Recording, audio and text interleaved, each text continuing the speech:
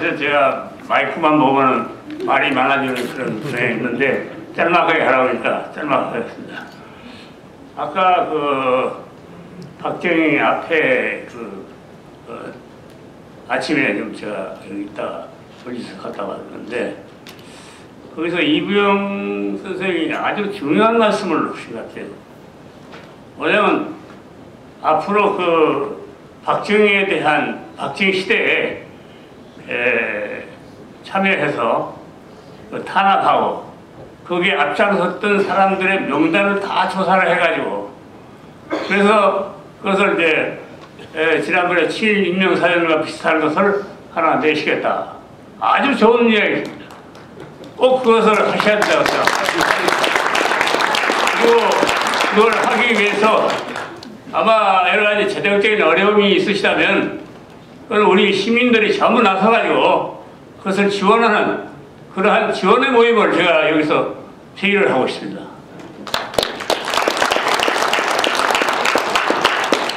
저는 불행히도 해직 교수가 아닙니다.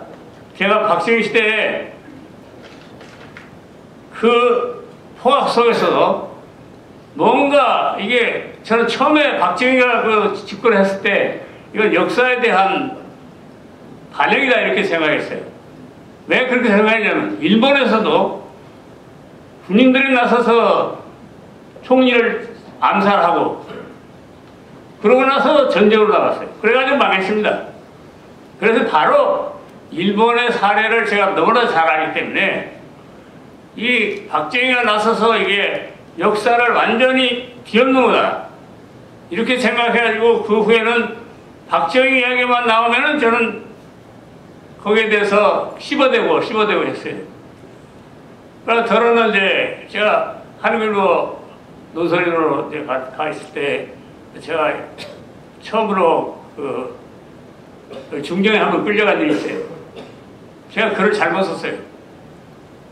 뭐라고 했냐면은 군인들은 처우 개설을 하는데 그런 나와서 마침 그때 제가 이제 담당 사설을 쓰는데 군인들을 처우 개설하려면은 일반 공무원이나 일반 노동자들도 처우 개설을 해야 될 거 아니냐 이렇게 썼더니 중정에 끌려가가지고 혼쭐 났어요. 군인하고 민간을 일관하는 거 아니냐. 그래서 편집국장하고 같이 가서 그런 뜻이 아니다 하는 것으로 각서 쓰고 나왔어요. 물론 이제 그건 또 우리 내 딸이 사실은 복사를 한 1년 했습니다. 고대생 때 끌려가가지고 복사를 1년 했는데 그때도 사실은 제가 잘릴 뻔했어요. 다행히도 그때 남재희 씨가 민정당 정책위원회 의장이었는데 그 딸하고 같이 시위를 했단 말이죠. 그리고 민정당 그분이 내 딸을 만일에 갖다가 독시면은 내가 가만 안 두겠다 그렇게 했다는 거예요. 그러니까 나를 처벌할 수는 없지 않습니까? 시주에서는 내가 아마 잘릴 거라고 이렇게 소문이 받아했어요. 근데 다행히도 이제 그때 다행이 아니라 직무 생활을 한번 가서 옥살을 좀 해볼 걸 잘못했어요. 근데 이제 그런 남재희 씨를 처벌을 할 수가 없으니까 스스로 자기가 그때 정치위원회 의장을 그 사건 이후에 그만뒀어요. 요새 박정희를 왜 김재기가 죽였냐 하는 이야기가 엊그저께 한겨신문에 나왔어요. 저는 사실은 그런 진실을 잘 몰랐습니다. 그런데 확실하게 그때 쏘아서 죽여서 잘했다고요. 왜냐? 박정희가 자기 말로 학생들이 만일에 4.19 같은 그런 사태가 나오면 자기가 발포명령을 하겠다. 그렇게 이야기했다는 거예요. 이건 사람이 아니에요, 사람이 아니에요. 이런 그 악독한 사람이 다시는 있을 수 없습니다. 사실 아까 경제개발 발전 이거에 대한 이야기 듣습니다. 제가 여기 그 책에 앞에 부분에 제가 지금 무슨 축사 비슷한 것을 하나 쓰라고 해서 그때 사실에 대해서 좀 적어놨습니다만은 보릿고개를 극복했다. 보통 이제 그 어디 시장에 가서 이야기하면 그 박지영 사람 보릿고개를 극복해서 우리가 잘 살게 됐다 이렇게 보통 이야기합니다. 근데 그 보릿고개 하는 데 있어서 결정적으로 중요한 것은 뭐냐면 이중고까지였어요. 쌀을 신품종 해가지고 쌀을 재배를 해가지고 그래서 많이 나오면은 그 쌀 맛이 안 좋아요. 시중에서는 값이 없어요. 그런데 그것을 무조건 정부가 한참 한 10년 동안에 걸쳐서 그것을 전부 다 시중 가격보다 높이 샀어요. 아니 이중고까지를 해서 그렇게 농민들이 상당히 그 소득이 높아졌는데 그 이중고까지가 누가 발사했느냐? 사실 이게 죄송하지만 제가 원래 그것을 주장을 했습니다.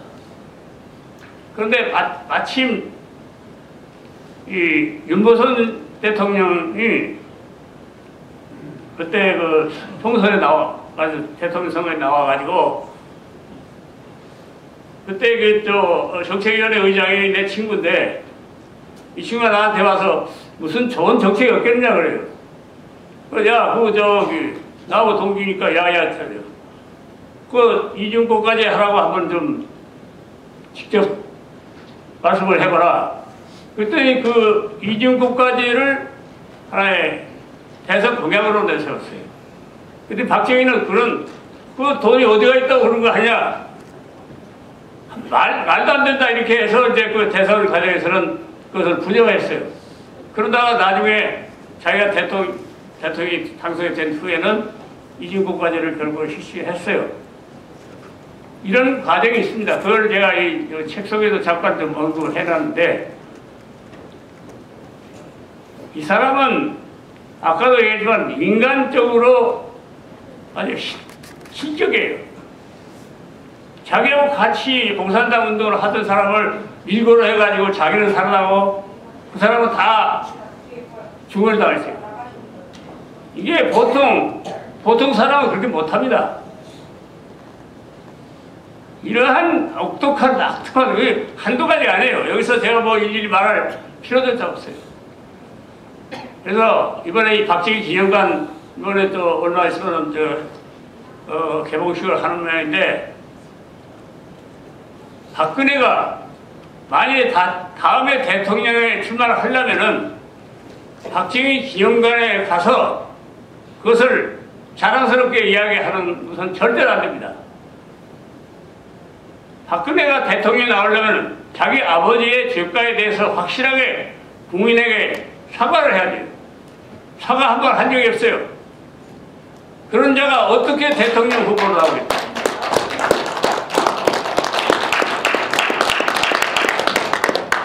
이 박정희 기념관 이걸 계기로 해서 우리가 국민들한테 확실하게 박정희의 죄상을 알려야 된다. 그런 뜻에서 이 책은 굉장히 중요한 의미를 가지고 있다고 생각합니다. 감사합니다. 감사합니다.